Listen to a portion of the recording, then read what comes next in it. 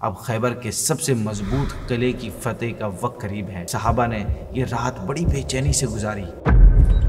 آپ رضی اللہ تعالیٰ عنہ نے آگے بڑھ کر قلعہ کموس کا پھاٹک اکھاڑ دیا تھا۔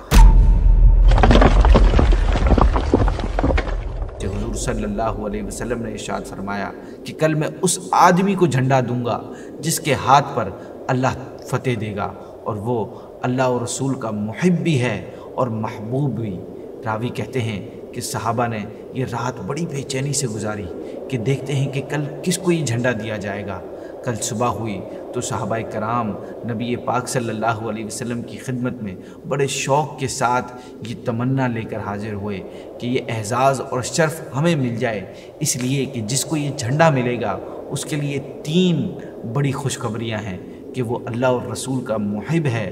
دوسرا وہ اللہ اور رسول کا محبوب ہے، اور تیسرا خیبر اس کے ہاتھ فتح ہوگا۔ لیکن صبح کو اچانک یہ آواز لوگوں کے کان میں آئی کہ علی کہاں ہے؟ لوگوں نے عرض کیا کہ ان کی آنکھوں میں تکلیف ہے۔ آپ صلی اللہ علیہ وسلم نے ان کو بلایا اور ان کی دکھتی ہوئی آنکھوں میں اپنا لعاب دہن لگا دیا اور دعا فرمائی، تو فوراً انہیں ایسی شفا حاصل ہو گئی کہ گویا انہیں کوئی تکلیف تھی ہی نہیں۔ پھر سرکار صلی اللہ علیہ وسلم نے اپنے ہاتھ مبارک سے اپنا جھنڈا، جو کہ حضرت ام المؤمنین بی بی عائشہ طیبہ رضی اللہ تعالی عنہا کے سیاہ چادر سے تیار کیا تھا، حضرت علی کے ہاتھ میں عطا فرمایا اور ارشاد فرمایا، تم بڑے سکون کے ساتھ جاؤ اور یہودیوں کو اسلام کی دعوت دو اور بتاؤ کہ مسلمان ہو جانے کے بعد تم پر فلاں فلاں اللہ کے حقوق واجب ہیں۔ خدا کی قسم اگر ایک آدمی بھی تمہاری بدولت اسلام قبول کر لیا تو یہ دولت تمہارے لیے سرخ اونٹوں سے بھی زیادہ بہتر ہے۔ اب خیبر کے سب سے مضبوط قلعے کی فتح کا وقت قریب ہے۔ حضرت علی رضی اللہ تعالیٰ عنہ نے قلعہ کموس کے پاس پہنچ کر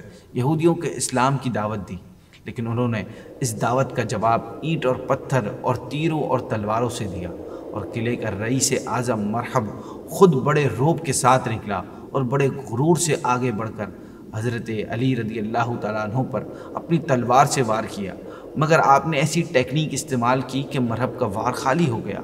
پھر آپ رضی اللہ تعالیٰ عنہ نے آگے بڑھ کر اس کے سر پر ایک زوردار تلوار ماری، اور اتنی زور سے ماری کہ ایک ہی وار سے ذوالفقار حیدری سر کو کاٹتی ہوئی دانتوں تک اتر آئی، اور مرحب زمین پر ہو کر مر گیا اور جہنم پہنچ گیا۔ مرحب کی لاش کو زمین پر تڑپتے ہوئے دیکھ کر اس کی تمام فوج مولا علی کرم اللہ تعالیٰ وجہہ الکریم پر ٹوٹ پڑی، لیکن شیر خدا کی تلوار یعنی ذوالفقار حیدری بجلی کی طرح چمک کر گرتی تھی، جس سے دشمنوں کی صفوں کی صفیں الٹ گئی، اور یہودیوں نے بڑے بڑے بہادر مرحب، اسیر، عامر وغیرہ سب مر گئے۔ ناظرین، ایک بہت ہی حیرت انگیز بات کہ اس جنگ میں حضرت علی رضی اللہ تعالیٰ عنہ کی ڈھال کٹ کر گر پڑی، تو آپ رضی اللہ تعالیٰ عنہ نے آگے بڑھ کر قلعہ کموس کا پھاٹک اکھاڑ دیا اور ڈور فریم کو ڈھال بنا کر اس پر دشمنوں کی تلواریں روکتے رہے۔ یہ ڈور کا جو فریم تھا یہ اتنا بڑا اور وزنی تھا کہ جنگ کے بعد 40 آدمی اس کو نہ اٹھا سکے، لیکن مولا علی اسے اکیلے اٹھاتے تھے اور لڑ رہے تھے۔